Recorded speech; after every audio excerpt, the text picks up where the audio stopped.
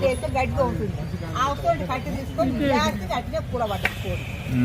இப்படி ஆடி తీసుకొచ్చిన నేను చూడకుండా மனதை உருக்கக்கூடிய அதே சமயத்தில் மிருகவதை தொடர்பான ஒரு சம்பவம் இணையத்தில் வெளியாகி அனைவரின் கவனத்தையும் ஈர்த்துள்ளது.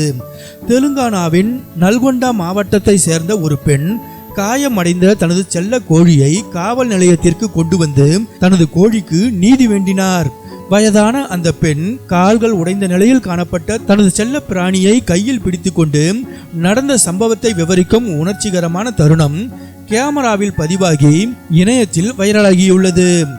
கொல்லாகுடம் கிராமத்தை சேர்ந்த கங்கம்மா என அடையாளம் காணப்பட்ட அந்த பெண் தனது செல்ல கோழியின் மீது மிகுந்த அன்பு கொண்டிருந்ததாக கூறப்படுகிறது. பக்கத்து வீட்டுக்காரரான ராகேஷ் மனிதாபிமானமற்ற முறையில் தனது செல்ல கோழியை அடித்ததாக அவர் கூறினார்.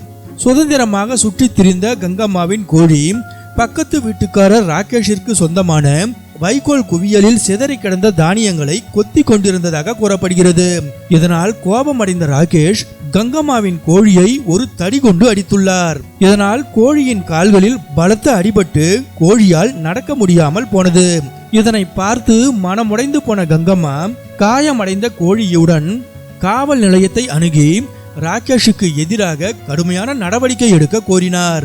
கங்கம்மாவை சமாதானப்படுத்த முயன்ற காவல்துறையினர் கோழிக்கு ஏற்பட்ட காயங்களுக்கு இழப்பீடு பெற்று தருவதாக கூறினர்.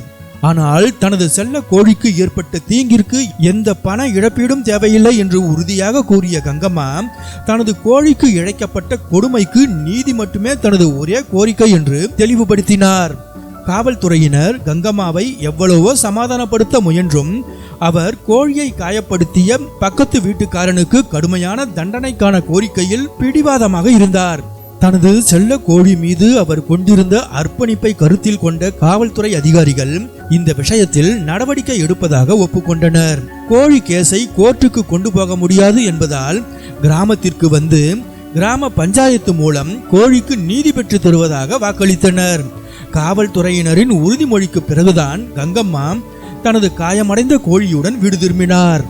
இந்த சம்பவம் இணையத்தில் உணர்ச்சிகரமான ரியாக்ஷனை தூண்டியுள்ளது.